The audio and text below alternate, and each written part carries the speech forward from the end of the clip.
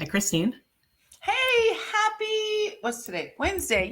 We're Yay. doing this on Wednesday. This is a slightly different schedule for us this week. But as you know, and I'm sure that anybody listening can relate to, we have learned that watching the NHL playoffs is a full-time job. So we have had to completely uproot our lives, our work, our social lives to somehow watch as many NHL games as possible.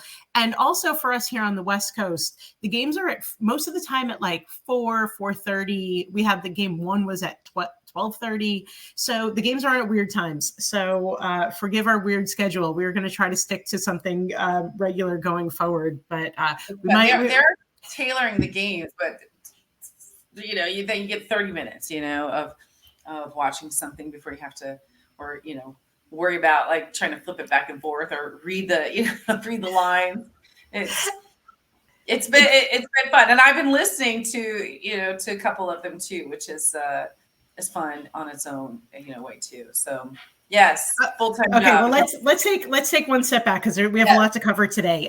We are two games and 2 wins into the NHL postseason for the New York Rangers. We are up 2 games to 0 over the Washington Capitals. I've liked what I've seen. What's the vibe check? How are we feeling? Christine, how are we feeling? Fam, how's everybody holding up this week? I hope people are, you know what, I'm good. And I think I still feel, I think the true test are the next 2 games, of course, because we're in enemy territory, so to speak. Although I do hear a lot of people are going down to watch the game. So I'll be curious to see what the crowd's like for an away game compared to other, right now, I think what we're seeing is everybody's really the crowd is representing the home team really well, especially Winnipeg. They win with their whiteout. But that, I think the next they do win. We have to talk about that too. That is super impressive. So I'm feeling, and I already kind of talked to you about this. I feel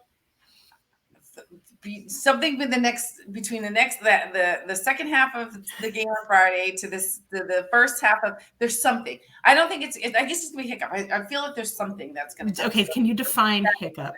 Define hiccup. What do you think? No, this is how my gut feelings go. They're not really enlightening.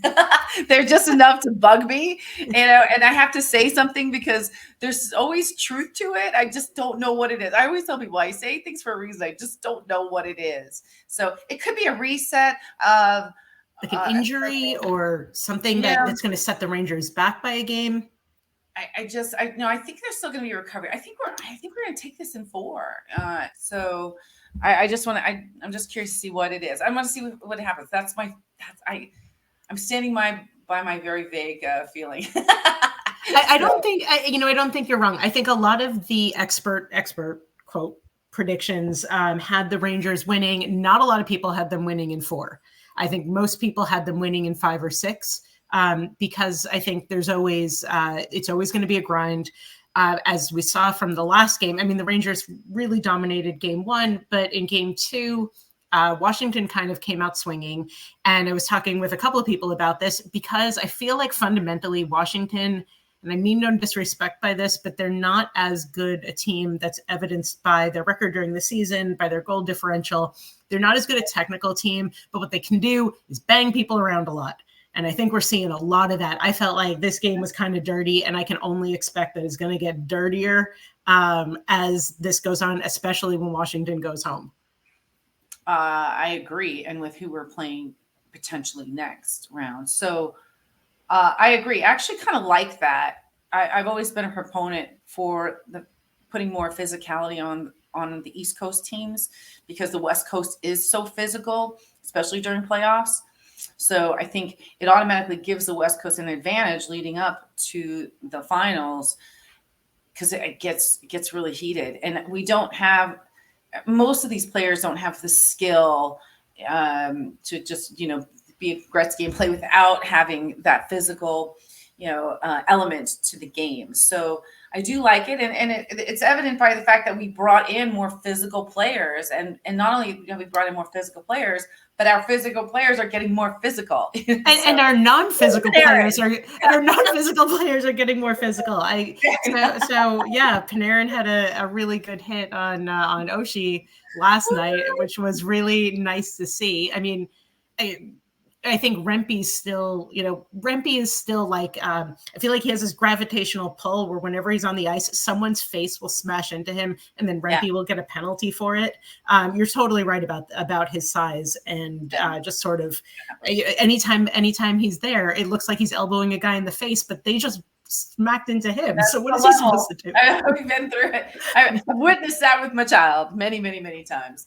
So, he's not getting called for like there was one that he's not getting called on it. So look, I think before there was a clear message coming down from the NHL through the refs, and that's why that one game they all got kicked out. It's still entertaining. I love listening to our friends that are kind of being drawn in through us to hockey, talk about these kind of exciting moments, and it's lingering with them, which is fun.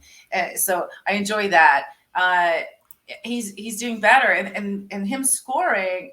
It was seriously the cutest thing. We were together watching the game on Sunday, and it was really the cutest thing. His interview with the short brown hair person was very entertaining, and so and what was it? He was like bumping and bussing and banging bodies, and I think it was lovely using that in his interview too. So I was bussing. What he said, I think Rempe said I was bussing and banging bodies. Like that's what I need on a shirt.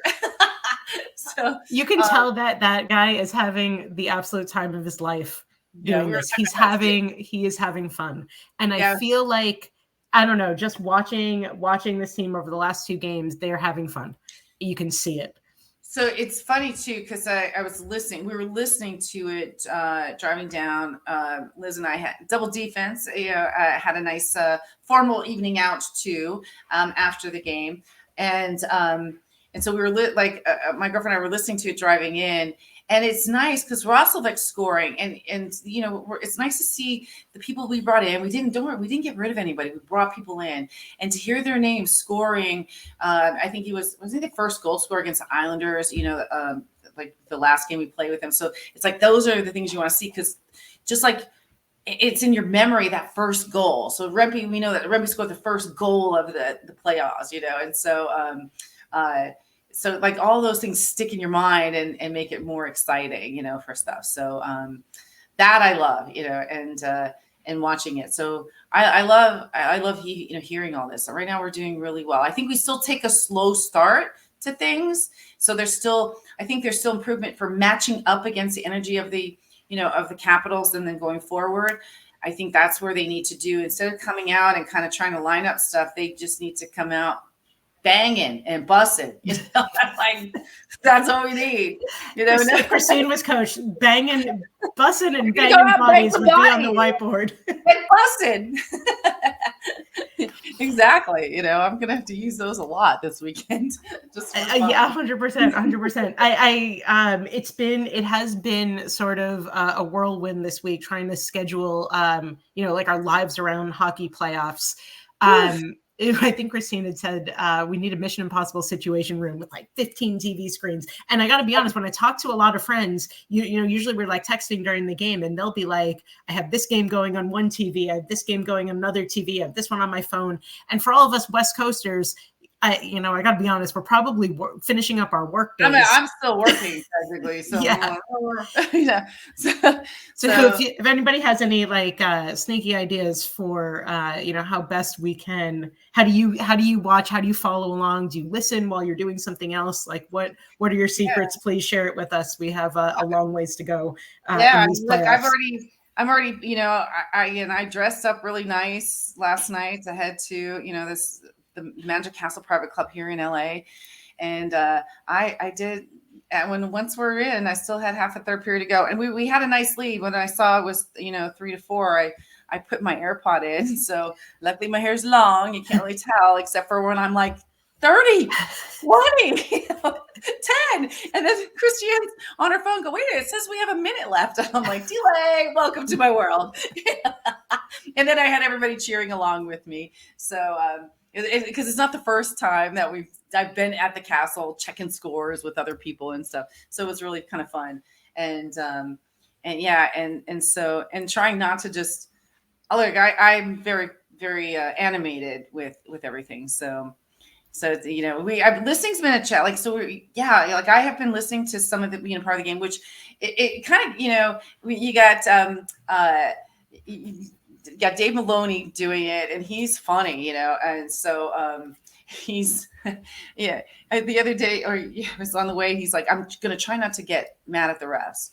But refs, you got to help me out, So he's, yeah. And I think like the last game before the last game of the season, I think I was listening to for a little bit, and I don't know, he was doing a spot, like he did an ad for whiskey, but it sounded like he was kind of drinking it. So they're having their own fun, on the radio, and it's interesting to kind of listen to it. It again, it gives a different perspective of stuff, when we're kind of running and doing errands. Absolutely. And also, having like the local home team announcers always help. I've been watching on ESPN, which is the national feed, and obviously we're getting the national announcers. We're not getting Sam and Joe, who are doing all of round one. So MSG has all of round one. And I don't know if there's a way to get MSG. This now becomes like the complicated math of streaming services, where I'm not sure if I can get MSG through my ESPN Plus account, but I have a separate ESPN. Anyway, at some point this will have it kind of goes back to like our last season discussion on like, you guys got to make it easier for us to watch stuff. Totally. And I give credit to ESPN because they are putting all the games on, but it doesn't give us our announcers. And that is one thing that I would love to see happen. The other thing too, is that because everyone's listening, you're probably a few seconds ahead of me. My friend who was watching on MSG was a few seconds ahead. So I knew anytime my phone would buzz that something had happened. And you can kind of predict it, but at a certain point, I literally took my phone, I threw it across the room because I'm like, I can't know right now. Do you remember like that happened like a year or two ago when I was with you, but I had someone in Canada. I think we were playing the Leafs or something, and she's met, and I had to turn the phone off and put it away because she was ahead of us, and and I just had to turn it off because even just the fact that the text tone comes, I know something's up. So sometimes it's good. In cases, it's been good. So we'll have to put that out as a question, maybe this week to see. I guess I'd like to know from people, like, if you're not able to watch it, like, what's the most creative or interesting scenario that you put yourself in? Totally. I have I was actually wondering to myself, and this was a little thought experiment I was thinking about doing. So tomorrow night, which is Friday night, game 3, I have a business meeting right in the middle of game 3. I was wondering. You're going there. It's only Wednesday still, just so you know. Oh yeah, you're right. Okay, so Friday we do have an extra day. It's still a little sleepy from last night. Totally. But I was wondering if it would be possible if I just could I go into a bubble and not find out the score if I really made it my intention to not find out the score, or would something like if I just shut off all the alerts on my phone, I didn't look at anything, like I didn't look at my email. I just literally went into a hole. And then when I finished the meeting, whatever time it was, maybe, and then start the game. I know people have done that. I don't know how. I can't. I don't know how either. My TV now, somehow I opted into something on my TV when I turn it on, it announces the score. And I think there's a way to turn it off, but I don't know how to do it. Yeah, I would find out anyway. It would be running across the news, or some of my friends that don't know anything about hockey would text me something random that would, I would not win. If that was a bet, kind of thing, like how long could you go without, following that, I would lose. I would be the first to lose. I know. So, I feel like I would just like my curiosity would get the best of me, especially because game 3 is not a decision game. If it was a game 7, then maybe I'd feel differently. But game 3, I'd be like, I'm just going to sneak a peek because to be honest, it matters, but it doesn't fully. It's pivotal. It's a pivotal game. And this is why I like it around, like the way I see these series. So right now it's always, and this is what I explained to Christiane too, as she's learning is, look, the first 2 games, it's expected that the home team wins. And that's why we switch off. I mean, this is going to new fans. People don't know. Right. And so if all goes the way it should, where people are winning at home, then it goes to game sevens, and then that that home ice experience catapults the team into winning.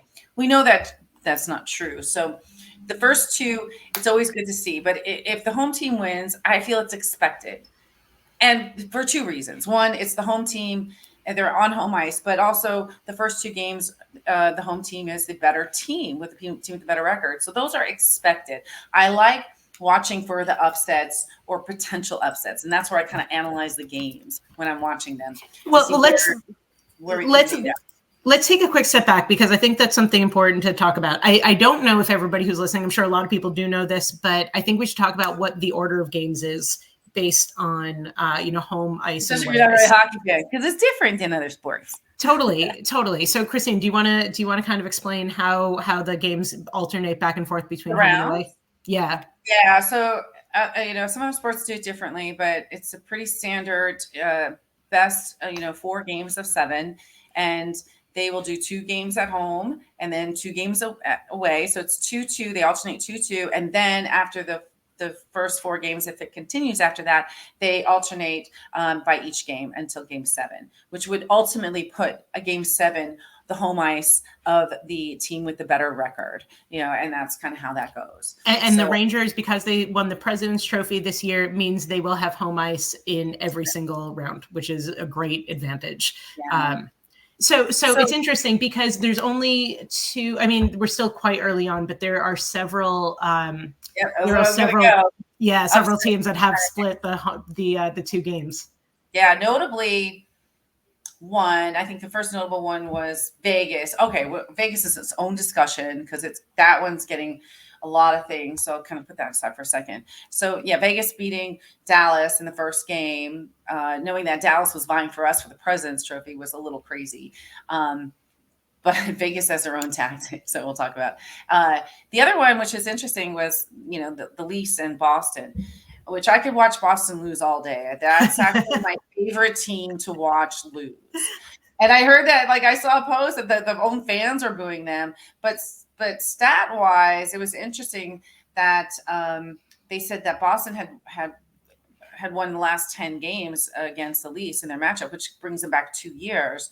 So the fact that they won, I think, is a major accomplishment for the Leafs. You're still not going far, but enjoy what you got. And so, because I think what I've called out, people are like, you don't underestimate the Leafs. And I'm like, I'm more apt to see Boston choke than Leafs actually excel with what they've got. So so far that's kind of going to what I'm seeing in the game. But that was good. That's a big stretch of losses, which I wasn't aware of, to kind of hear in the game, and that they kind of made it through it and went to the victory, winning in Boston on game 2.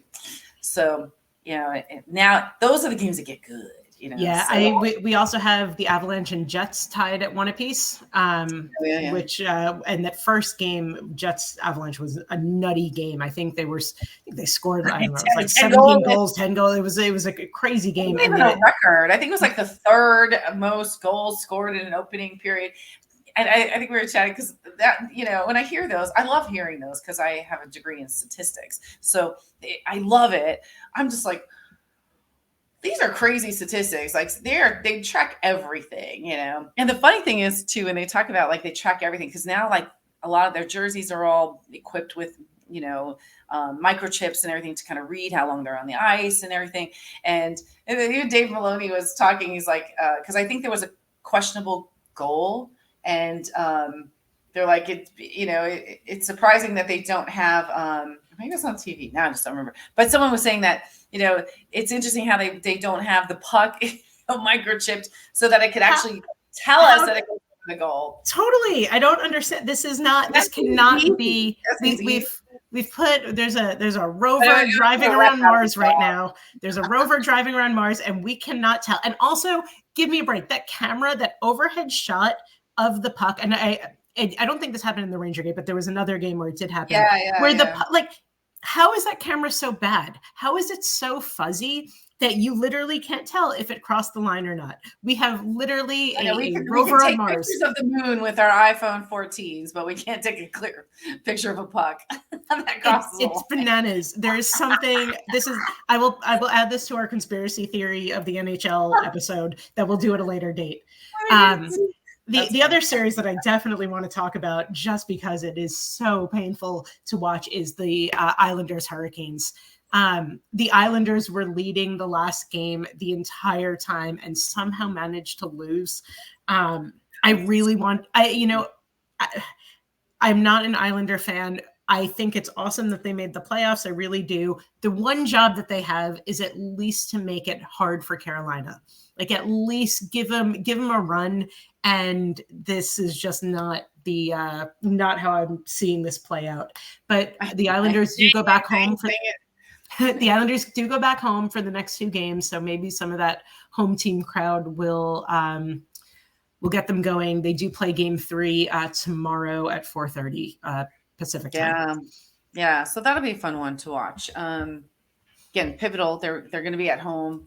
I kind of think they're going to take it. So I think that'll go out 6. So let's see. I don't think they're going to do that again. I think in watching the game, Carolina just got lucky. They had 2. They tied it up, and then they got a very quick, quick goal. I mean, we've kind of done those moves, and because we've had we've had a couple of quick goals, which has been nice. So it was a similar thing. So I just think it was just unexpected, lucky. They're in the right position at the right time, to kind of get those 2 quick goals that put them ahead. And ultimately, and it was so far in the end of the game that it just did it for them. I'm upset because we've gotten close to some overtime games and it hasn't happened. And I made that very aggressive call of a bunch of overtime. So, well, there's still a lot of playoff left, and there has been at least one overtime. Let's see. It looks like it was Florida. Yes, that's right. Tampa Bay. Yeah. Yes, and that's another one where that's going to be very interesting. So Florida's up 2-0. And now it's going to go back to the Lightning, to Tampa Bay for the next 2 games. Yeah, so those are good. I love game 3s when they're going in 2-0, because again, that's where it's pivotal, because you're either going to come close or it's over. Almost speaking, it. Even though we've watched and enjoyed a couple of runs from 3-0 to win, statistically, it's hard, and so it makes that game just as important and exciting as game 4 or 5, So I'm definitely going to catch those ones that are the ones I'm like, okay, I'm not going to follow them as much, but those game 3s when it's up 2-0, that's going to be fun. Yeah. Well, let me ask you something, because this has been something that has been on my mind just in thinking about the playoffs and how freaking long they are. Do you think the NHL playoffs are too long?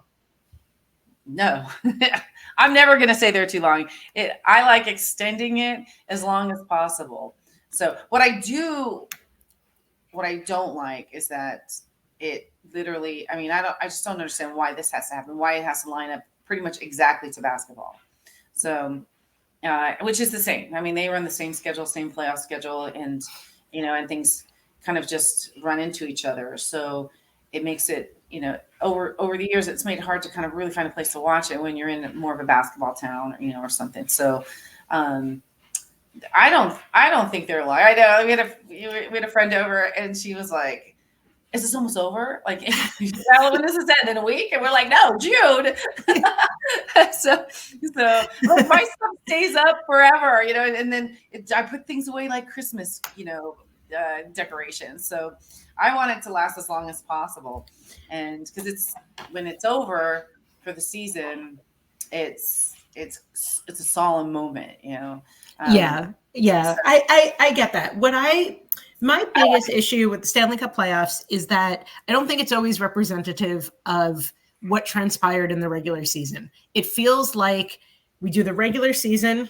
The Rangers won the regular season. They were the number 1. That should be very well applauded. And then the Stanley Cup playoffs start, and it feels like almost an entirely different sport, because we're not playing the same kind of stats. The overtime's not even the same. Like the games end in a completely different way. It's a completely different set of rules. Not entirely different, but I do feel like it's not representative of the season. And what can happen is there can be like a team, like look at Florida last year. They snuck in last second into the playoffs and went all the way. They could have been the Stanley Cup champions. And that did it that way in 2012. Yeah. Oh, that was, I mean, go back to 2012, the Kings, man. I tell this all the time. I watched those series with my mouth open, like, what is happening? Because I literally watched the best teams play like crap. And I'm like, I don't understand what's happening. And then the Kings just went all the way to the top and won. So, yeah, I can see it happen, but that's fine. The interesting thing, too, is as we kind of talk about this, and we can, always kind of talk about it, especially off season, it's kind of what the PHL's doing, where, it'd be more fun to have the pick, so that's what they're doing. I mean, granted, there's only 6 teams, but the first place team gets to pick who they play out of the 3 remaining, teams going in. So that right there adds a little bit, a flavor to the playoffs. I like that. And the other thing that I would love to see eventually happen, and I don't know what this even looks like, is could there be a Stanley Cup final between 2 East Coast teams? I think the way baseball does it is interesting. I mean, those are our rivals. Isn't that what we want to see? I feel like I understand travel is hard. I understand the country is big there's a lot of back and forth, but I do feel like there was a day when the potential was there, and this is a result of the sport growing too big. I think it's sad that we would never have the opportunity to play our rivals in a Stanley Cup. And that, when you go back to your original question, like, what do you think about that? That's where I think it's not that it's not fair, but it becomes an East-West thing, not necessarily I don't know. And it becomes, and this is what I'm saying, it becomes not representative of the full season. So it's just, again, just thought experiments. Obviously we love everything that's happening right now, but it's and to your point, you remember when it gets to Stanley Cup, then you've only met with that team 2 times in the season. That's it. That's it. It's almost, it's not a flavor of anything, you don't have that history. I don't know we definitely see more game 7s if it was back to that original kind of style, of just positioning, and then you top place bottom and then tiers it that way. So that it's unfortunate, but that's the way it is. I think it could be accomplished if a couple of things happened. I think you could cut down the number of teams that make it into the playoffs. I think instead of 16, you have 12. Maybe the first round is best of 5, sort of how baseball does it. The first one is best of 5, and just restructure it a little bit. I like to look at the history of all of that, because it also, I've actually kind of referenced with Matthew, for sometimes some of these things, it seems like it was really long ago, and it really wasn't. Some of these changes are fairly new. I mean, within 10 years, and not like 30, 40 years ago. And when these things were, when they were adopted and stuff, I like that history of stuff. So I know some of the guys already kind of know. Well, I think we'll do some more deep dives on this over the summer. Fun. Yeah, it's fun to kind of see the history of kind of the format of of how these things have changed. So I did learn something interesting, and I have to read more about it. But the NHL, I did not know this. The National Hockey League is not the American hockey. National does not refer to America. It was originally national because it was only Canadian teams, and then somehow it's all shifted to be mostly American teams now, which I find very interesting. And I would love to do an episode where we really deep dive the start of the NHL, because I think there's a lot of fun history there, and maybe we get a couple of Canadians back to talk to us about it. Yeah, there's literally there was a great series in I want to say the 90s, maybe early 2000s, on ESPN. I've tried to find it over the years because I watched it. It was a 5-hour series on ESPN about the history of hockey, and it was so phenomenal, bringing it all the way back and addressing like the plague where the season was canceled, and so even like the Rangers coach like losing where they didn't wear like, proper gear, and his goalie went down and he jumped in to play goal. And they're great story. They were told through stories over time. And, and how it really truly began as this, this sport for, in British Columbia, and so it was so great. I mean, I still remember a lot of the parts, and it was fascinating. I'm like, I'd love to find it. I wish I would play it again because it was wonderful. So, like that'd be a good find. I've looked for years, so somewhere it's out there somewhere. Maybe we could do a little digging. Yeah. All right. Well, before we wrap up, predictions for Game 3 and Game 4. So we have 2 more games. Yeah. Back to Washington. What do you think we're going to see? Pay attention to something going on between the second period, and the first period of Sunday. I feel something's going to be hiccup. I don't know. Maybe maybe Lynn's going to get a hit. I don't know. I just don't know what it is. I just feel like there's going to be some hiccup, something that's going to have to cause a reset, and then we'll be fine. So, so it's a curious thing. Maybe it'll be Tom Wilson trying to come at us, come at me, bro. We'll see. Maybe Ovechkin will turn into Wilson because he's only been held to 1 shot.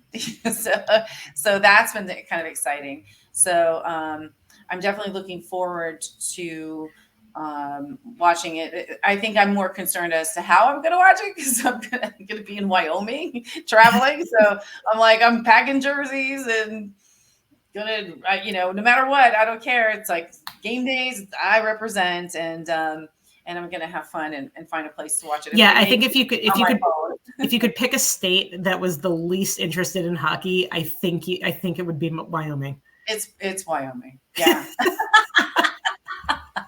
But I'll be representing everybody in the state of Wyoming, in the city of Casper. So that's what my next 2 games will be there. So it'll be interesting. I'll kind of give a report on watching the game in the land of cowboys. That is a place where I think if you said, you know what, I don't want to know the score until later, I think you could accomplish it there. I think you totally could, because I don't think it's going to be covered or talked about or anything. I hope they even know of ESPN. That's my first step.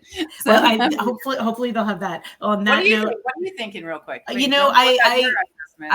think we're going to see a lot of banging and bussing bodies. To quote Rempe, I think that Washington's going to be ultra frustrated. I think with the crowd behind them, they're going to do some dirty plays. I think the Rangers have to be ready for it, and I want them to be smart about it because. The penalties they took in this last game, and Wes McCauley was calling everything. There were more penalty minutes in that game. So I think the Zibanejad hit came after. Zibanejad got hit and they didn't call it, and then they started. Then they were calling everything. Yeah, and so that's something we want to follow, because in listening to some of these games, I'm hearing that.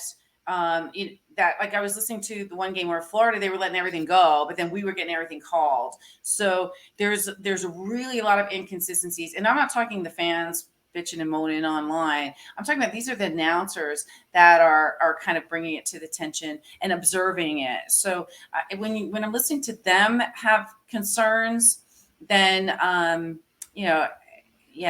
it's disappointing to kind of see that there's not consistency in how they're making calls and game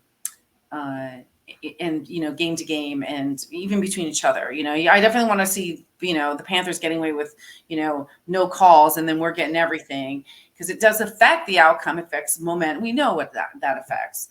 And so, but again, we're lucky. Like, we had a lot of good opportunities. I think during those power plays, I know they score, but in general, we've been holding them down to shots. I think there's been except for the Avalanche, I think watching in general, like a lot of the shots are really low. Some of the teams are scoring pretty well on the low shot count. So I was noticing that in the first, round of games. So, look, we're still round 1, but things are heating up and getting exciting. So by Friday, we're gonna know that the people that are gonna have a break. Yeah, so, well, hopefully it's us, because hopefully this whole thing gets wrapped up on Sunday. The guys can have a look out of there. I'm pretty confident, so I wouldn't worry about it. Yeah, we'll get so- some days off to strengthen up. I think Rempe, now that we've all seen him without a shirt on, needs to he can bulk up a little bit, yeah. So, but he's doing I the only thing I can say right now, also, which I didn't think I would say, is go Isles, go, because we need the Islanders to I know. at Make it at least, 7. yeah, I just know. bang around a little bit, go out, do what you I need know to do. Carolina's down a man, which we weren't, okay. So we are kind of watching the injury list. Next time, let's talk more about Vegas, because I want to touch it. I'm going to leave a little cliffhanger, because there's a lot of talk with around the trades where they put some of their players on the LTR list and LTR, the injured list. Yeah. I'm mixing work and LTR. stuff. So they put them on to kind of lower that salary cap, which is not illegal. It's just they know how to work the system, and they're all healthy and they're all playing, and there is no salary cap issues during the playoffs. So now they've got their stacked team for playoffs. Everyone's healthy and playing. So they were a little crafty this year, and I think other teams aren't liking it. Fans aren't liking it, fans of other teams. So it'll be interesting to watch how Vegas does, because they're the only team that did that. And we'll see kind of how they make it through this first round. If they make it through this first round against Dallas. So I'm definitely keeping an eye on that one too. And then we'll have to see how my bracket does. Right now it could go a lot of different places, but I do have Dallas over Vegas. I have Winnipeg over Colorado. I have the Canucks over Nashville, and the Oilers over LA. Florida Panthers over Tampa Bay. Boston over Toronto. Ooh. Toronto, the Rangers, and the Capitals. I did. All right. I feel like they want it so bad. I have the Rangers beating Toronto in the conference final. So RIP my bracket. We'll see how it goes. And if you don't have a bracket, like I missed it, enjoy the corgi who does a really good job at predicting stuff. So you can always find that on YouTube or TikTok. We have posted it before. We may do it again to remind people where things are. Oh, I think I'll do one for round 2. So we'll keep those going as we kind of move through this series. But for now, I wish everybody, may the better team win, as I always say. Even though some people have argued with me in the past about that, the better team will always win, and we're just looking for a good game. So enjoy a day of watching somebody else lose today, and tomorrow we get a couple, we get a little break, and then drink up, rest up, enjoy your weekend wherever you may be. And of course, let's go Rangers. Let's go Rangers. Bye, everyone.